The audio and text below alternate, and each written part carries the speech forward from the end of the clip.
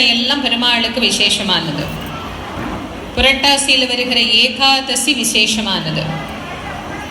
ஆனால் ஆடி மாதம் 30 நாளும் அம்பாளுக்கு விழாதான். அதுக்கப்புறம் சித்திரை மாதம் எடுத்தால் சித்திரையிலையும் அம்பாளுக்கு, வைகாசி உற்சவம், ஆணி அம்பாளுக்கும் உண்டு, ஆடியும் உண்டு, ஆவணி மாதமும் அவளுக்கு திருவிழா உண்டு. புரட்டாசி மாதம் அண்ணனை மட்டும் கும்பிடுறீங்களே, என்ன கும்பிட மாட்டீங்களா அப்படின்னா, புரட்டாசியில் போட்டி போட்டு அண்ணனும் தங்கையும் மாற்றி மாற்றி மாதத்தை பாதியாக பிரிச்சுக்கிற மாதிரி இதிலே 10 நாள் ஓடிருச்சா நவராத்திரியிலேயே.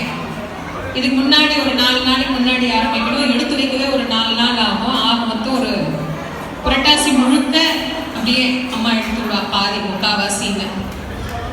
அப்புறம் ஐப்பசி மாதம் வந்ததும் சஷ்டி திருவிழாவோட சேர்த்து அம்பாளோட கோவிலையும் வேல் அம்பாள் கொடுக்கறதுனால அம்பாளுக்கும் விசேஷமான சிறப்பான வழிபாடு.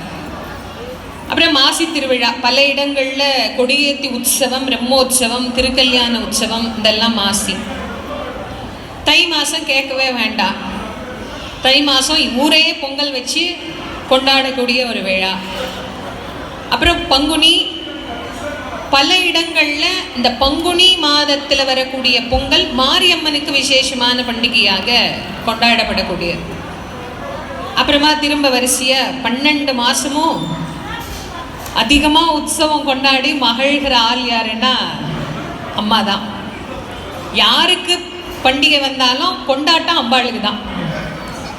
ஆனா அம்பாளுக்குன்னு ஒரு கொண்டாட்டத்தை ஒதுக்கி வச்சது புரட்டாசியில இந்த நவராத்திரி திருவிழா. முழுக்க முழுக்க இது அம்பாளுக்கே உரிய திருவிழா. அதனால தான் முதல்ல ஆரம்பிக்கிற போது இது ஒரு விரதமா ஆரம்பிச்சு நிறைவுல கொண்டு வந்து வெற்றி திருநாளாக அம்பாள் இதை கொண்டாடி மகிழ்கின்றாள்.